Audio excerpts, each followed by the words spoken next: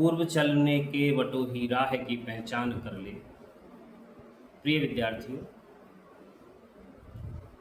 समाज में ऐसा कहने वाले और समाज को सही रास्ते की पहचान दिखाने वाले एक कवि, एक लेखक हमारे हिंदी साहित्य में हुए हैं और जिन्होंने हिंदी साहित्य को एक अमूल्य निधि प्रदान की है। वो निधि है हालावाद। 1933 से 36 का जो दौर था उसमें हालावादी दर्शन जो है वो सक्रिय हुआ और उसके हालावाद के प्रवर्तक माने जाते हैं हरिवंश राय बच्चन। उमर खय्याम जो फारसी के कवि थे, उन जैसी भावनाओं को लेकर मस्ती का काव्य प्रस्तुत करने वाले जो हरिवंश राय बच्चन हैं।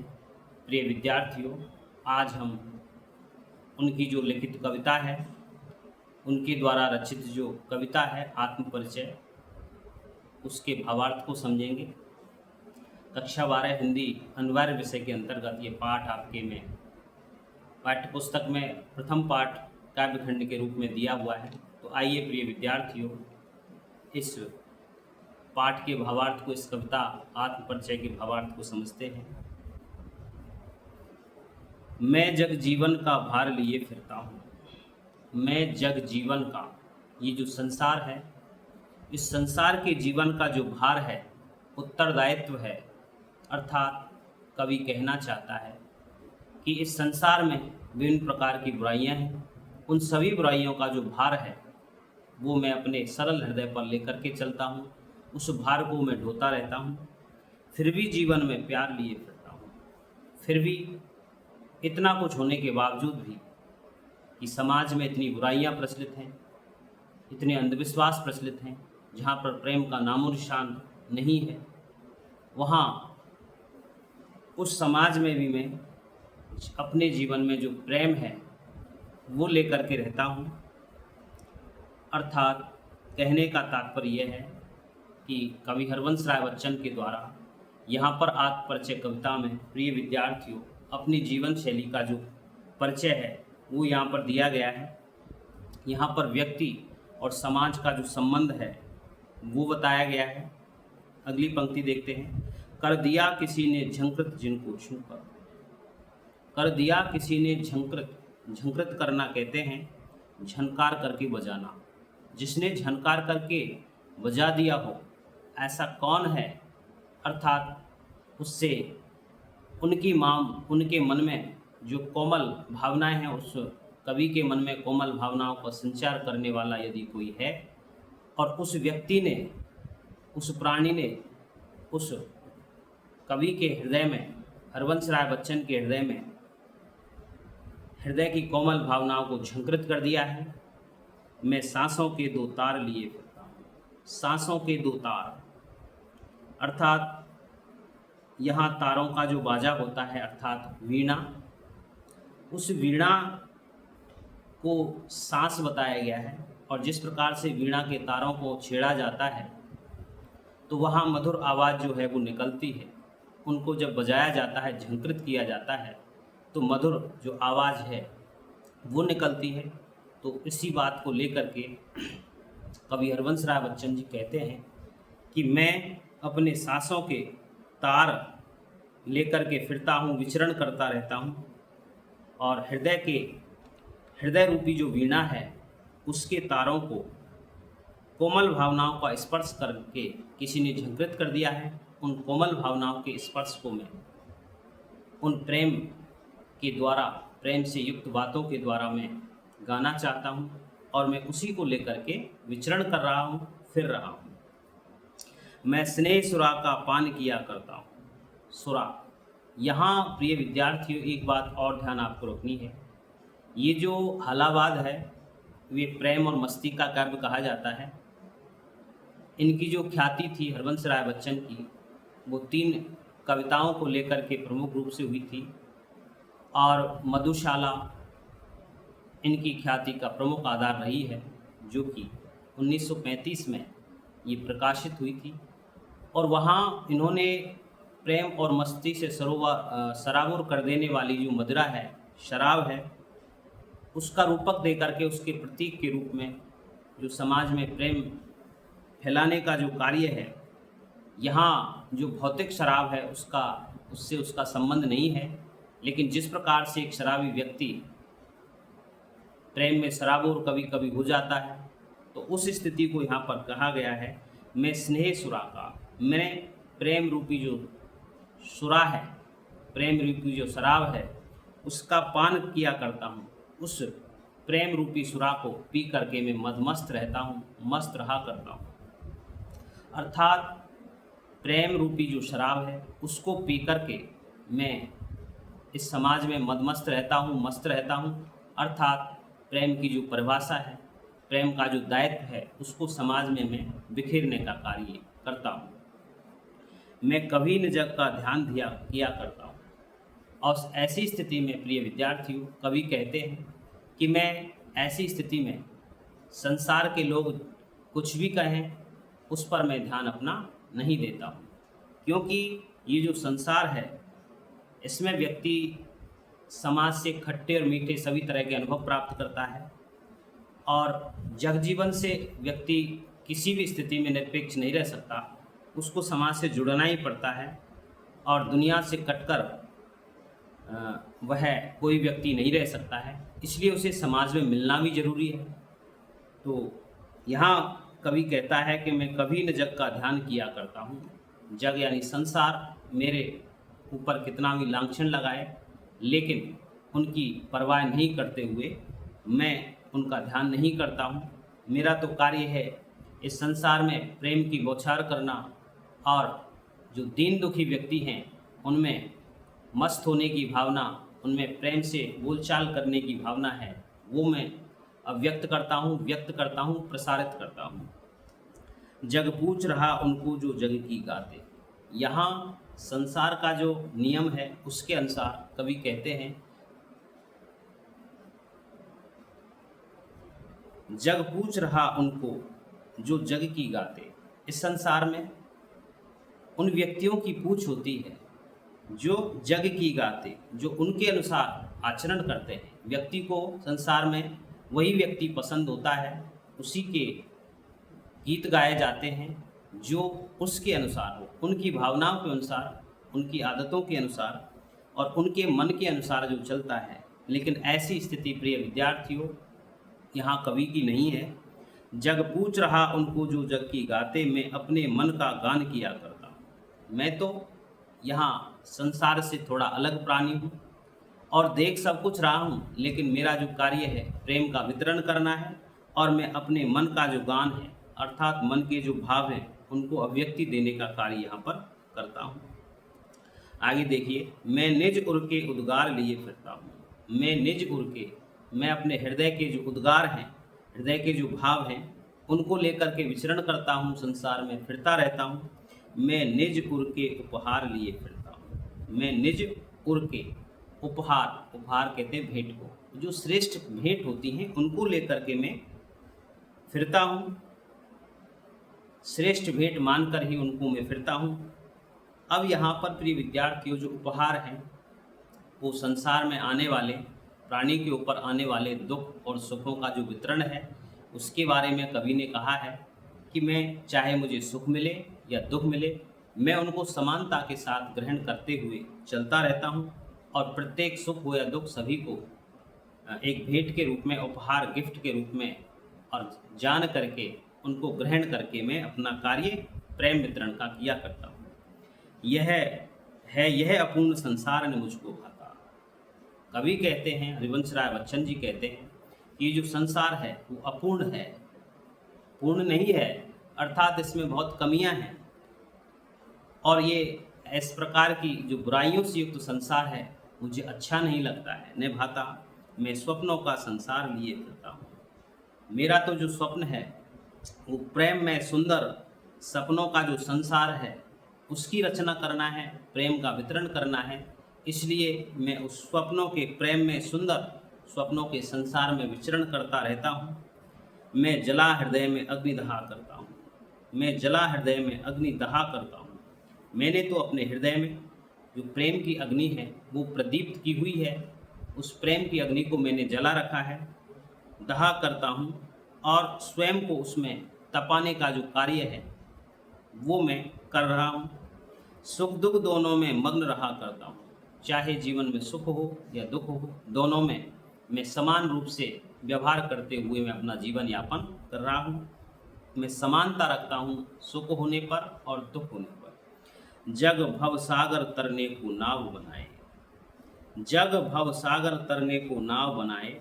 ये जो संसार है वो इस संसार सागर को पार करने के लिए, जीवन रूपी जो संसार है इसको पार करने के लिए यहाँ का जो प्राणी है, सामाजिक जो प्राणी है, वो नाव बनाए, तैर करने का, उसे पार करने का नाव बनाते हैं। मैं भव मौजों पर मस्त बहा करता हूँ। मैं तो संसार की भव मौजों पर, संसार की जो लहरें हैं, संसार की जो तरंगे हैं, उनके साथ मस्त बहा करता हूँ। मैं तो प्रेम की उमंग और मस्ती के साथ प्रेम रूपी नाव में सवार होकर के इस संसार से पार होना चाहता हूँ। मेरी जो नाव है पार करने की, वो प्रेम रूपी नाव है और प्रेम रूपी उमंग और मस्ती के साथ मैं संसार की लहरों को पार करना चाहता हूँ। मैं यौवन का उन्माद लिए फिरता हूँ। युवावस्था का जो नशा है उसकी ओर वो बता रहे हैं। प्रेम का जो पागलपन है, उन्माद जिसको कहा गया है, अतिरेक की अवस्था, उन्माद की अवस्था, पागलपन की जो अवस्था है, अर्थात किसी वस्तु का अधिक उपयोग जब होता है, स्थिति जब उच्च स्तर पर होती है, उसको पागलपन करार दे दिया जाता है। यौवन का उन्माद लिए फिरता हूँ। प्रेम की जो अत्यधिक सनक है, मैं उसे लेकर के इस जीवन पथ पर चल रहा हूँ। उन्मादों में अवसाद लिए फिरता हूँ और ऐसी स्थिति, उन्माद के होने की स्थिति के बाद में भी अवसाद लिए फिरता हूँ। मैं निराश हूँ। अवसाद कहते हैं प्रेम से उत्पन्न जो उदासी है, दुख से उत्पन्न जो उदासी है, किसी कार्य के कारण यदि मन में कष्ट होता है और उस कष्ट के कारण जो मन दुखित होता है, दुखी होता है, उसके कारण जो उदासी फैल जाती है, उसे कहते हैं अवसाद। तो मैं प्रेम की जो अत्यधिक सनक है उसके होते हुए भी मैं, और दुख से उत्पन्न जो उदासी है, निराशा है, उसको लेकर के संसार में विचरण करता हूँ। जो मुझको बाहर हंसा रुलाती भीतर। मेरी जो मनः स्थिति है, इस संसार के जो माया जाल है, इसको देख करके मुझे बाहर हंसा, लोगों को देखते हुए तो मेरा जो मन है, मनः स्थिति है, वो हंसने जैसी होती है, रुलाती भीतर, लेकिन अंदर से मुझे दुख भी होता है। बाहर से मैं दिखावा करने के लिए हंसता हूँ, लेकिन समाज की इस अप्रिय जो स्थिति है, इसके कारण मुझे निराशा मिलती है और मैं रोने जैसा व्यवहार करता हूँ। मैं हाय किसी की याद लिए फिरता हूँ। मेरे मन में मधुर स्मृति छाई हुई है। उन मधुर स्मृतियों का जो भार है वो लेकर के, उन यादों की जो कल्पनाएं हैं उनको लेकर के मैं फिरता रहता हूँ, विचरण करता रहता हूँ। प्रिय विद्यार्थियों, कम जीवन के छोटे से पड़ाव में ही उनको अपनी जो पत्नी है उससे विछोह हो गया था।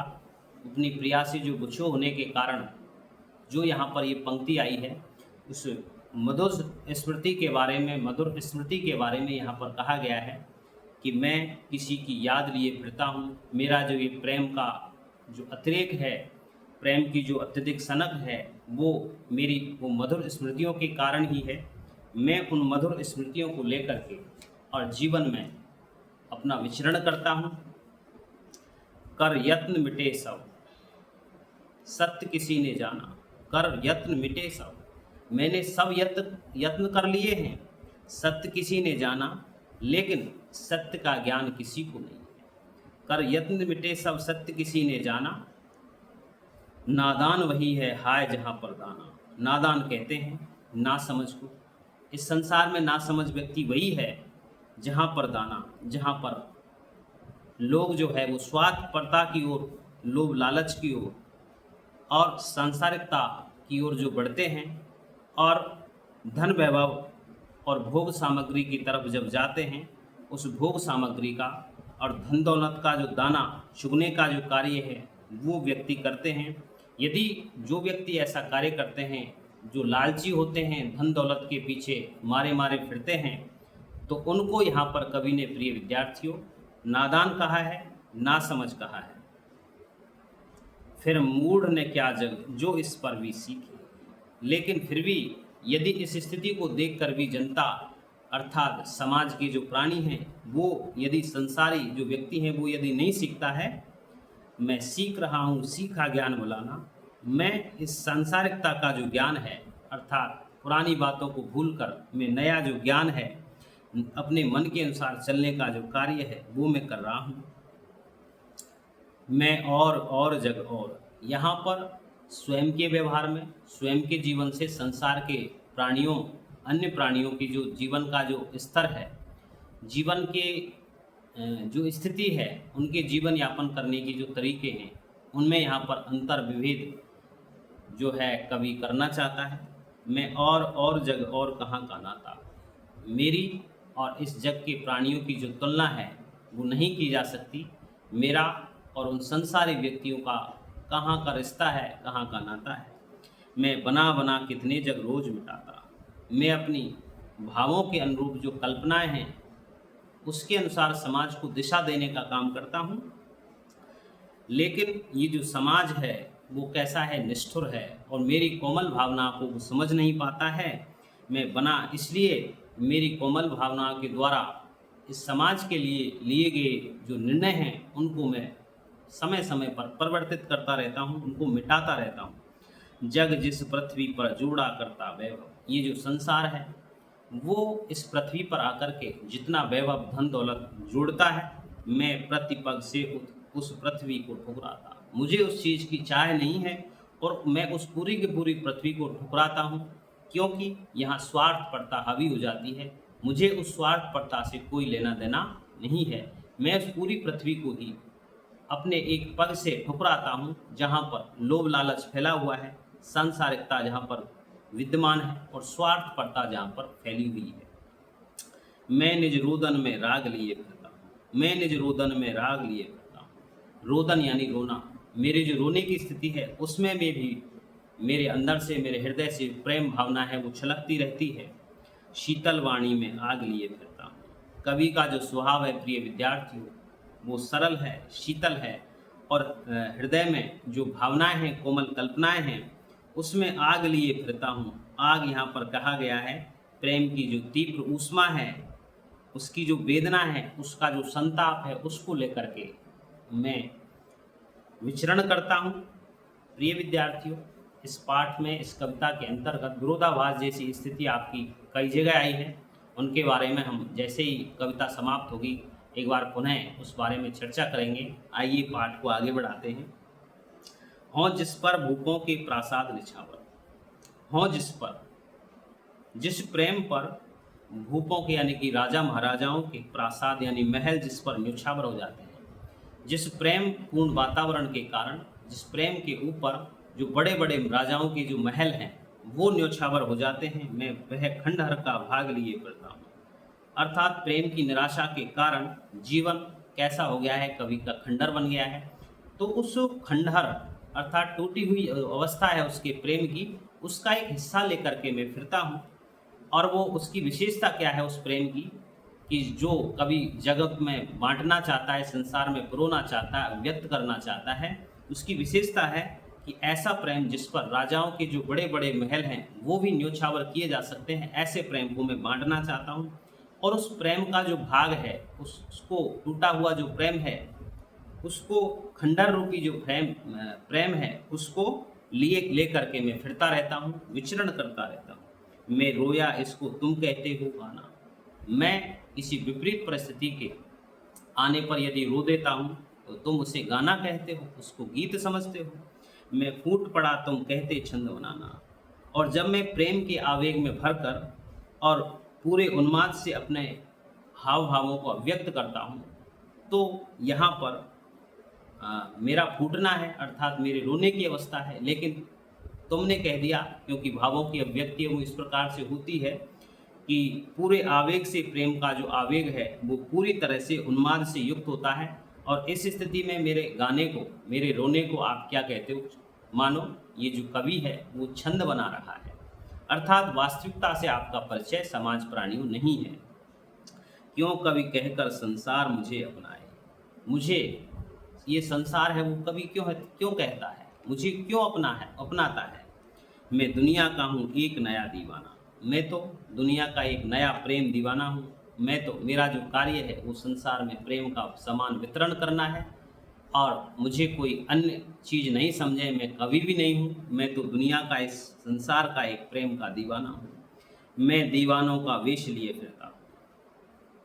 ये जो मस्ती है, उस प्रेम की जो अधिकता है, उसकी जो चरम सीमा है, वहाँ पर पहुँच करके जब कवि मस्ती की स्थिति में होता है, प्रेम की उन्माद की अवस्था में होता है, तो यहाँ इन पंक्तियों के माध्यम से मैं दीवानों का वेश लिया फिरता हूँ। मेरा जो वेश है, मेरा जो स्वभाव है, मेरे जो आचार विचार है, मेरा जो प्रदर्शन है, वो कैसा है, दीवानों जैसा है, अर्थात पागलों जैसा है, मस्त जैसा है। मैं मादकता निशेष लिए फिरता हूँ। निशेष यानी कि जिसमें शेष नहीं हो, पूरी तरह से मैं मादकता, जो नशे की स्थिति है, जो मदमस्त होने की स्थिति है, उसको पूरी की पूरी मदमस्त की स्थिति को लेकर मैं विचरण करता हूँ, जिसको सुनकर जग झूमे।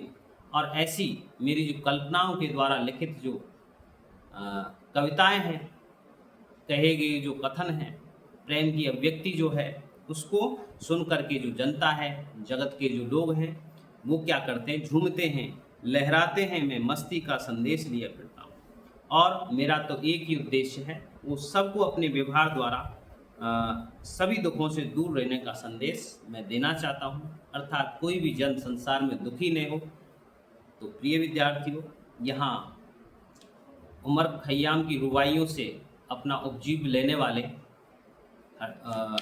जो कवि हैं, उन कवि के द्वारा अपना समाज के साथ जो संबंध है वो बताया गया है।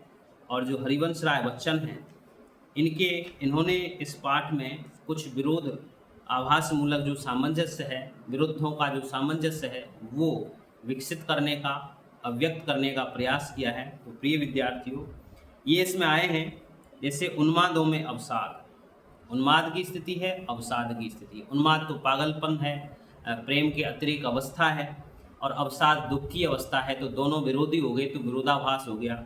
रुदन में राग, यहाँ रोने, एक तरफ रोने का कार्य हो रहा है, एक तरफ राग यानी प्रेम का कार्य हो रहा है। शीतल वाणी में आग, जो वाणी शीतल है उसमें आग कहाँ से आई। तो कुछ ऐसी पंक्तियाँ हैं, ऐसे वाक्यांश हैं, जिनके माध्यम से प्रिय विद्यार्थियों हमें यहाँ पर जो विरोधाभास मूलक जो सामंजस्य है वो दिखाई देती है।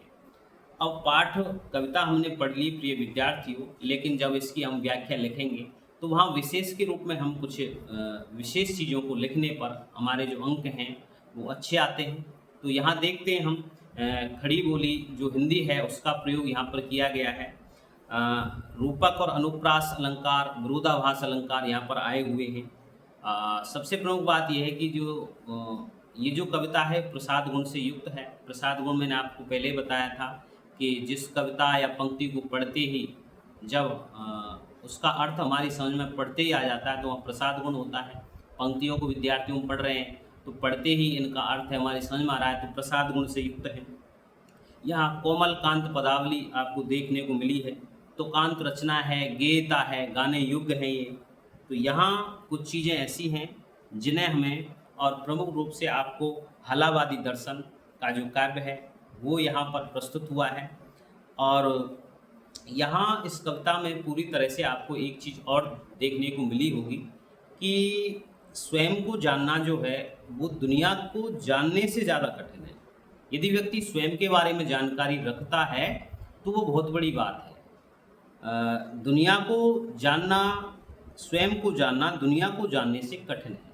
दुनिया को हम जान सकते हैं, लेकिन स्वयं के बारे में क्या अच्छाइयाँ हैं, क्या बुराइयाँ हैं, क्या कमियाँ हैं, तो स्वयं को जो जानना है वो कठिन होता है। यहाँ आत्म परिचय में कवि ने यही भाव व्यक्त किए हैं। तो यहाँ प्रिय विद्यार्थियों स्वयं कवि ने कहा है, बच्चन जी ने, हरवंश राय बच्चन जी ने, कि जो मेरा जो जीवन है विरुद्धों का सामंजस्य है। तो प्रिय विद्यार्थियों यहाँ छायावादोत्तर जो काल ये था उसमें गीत काव्य के रूप में, जिसमें व्यक्ति और समाज के संबंधों का वर्णन है और अपना समाज के साथ क्या रिश्ता है किस प्रकार के भाव कवि हरवंश राय बच्चन जी के मन में थे, उनके प्रति यहाँ पर ये भावनाएं व्यक्त की गई हैं। प्रिय विद्यार्थियों, इनके बारे में थोड़ा सा और परिचय लें हम हरवंश राय बच्चन जी के बारे में। तो इनकी सबसे अच्छी जो बात है वो इनके द्वारा लिखी हुई आत्मकथा है। उस आत्मकथा के यहाँ पर 4 खंड मिलते हैं। बहुत ही इम्पोर्टेंट ये चीज़ है, क्या भूलूं क्या याद करूं, नीड़ का निर्माण फिर, बसेरे से दूर और 10 द्वार से सोपान तक। 4 खंडों में इनकी आत्मकथा लिखी हुई है। लेकिन यहाँ पर जो आत्मपरिचय है, यहाँ कवि ने मस्ती के काव्य के द्वारा प्रेम का वितरण करने के लिए स्वयं का अपने समाज से क्या संबंध होता है, उस चीज़ को हमने यहाँ पर कवि ने व्यक्त किया है। तो प्रिय विद्यार्थियों, उम्मीद है आपको कविता का जो भावार्थ है वो समझ में आया होगा। अगली जो कविता इनकी है, दिन जल्दी जल्दी ढलता है, और निशान मंत्रण इनका जो गीतों का संग्रह है वहाँ से ये गीत लिया गया है। तो आगे के वीडियो में हम ये गीत पढ़ेंगे, दिन जल्दी जल्दी ढलता है। ये भी प्रसाद गुण से युक्त गीत है। तो प्रिय विद्यार्थियों, हिंदी परिवार की इस यात्रा को आगे बढ़ाते रहिए। चैनल को अधिकाधिक शेयर कीजिए, सब्सक्राइब करने में मदद कीजिए। आगे फिर मिलते हैं। धन्यवाद।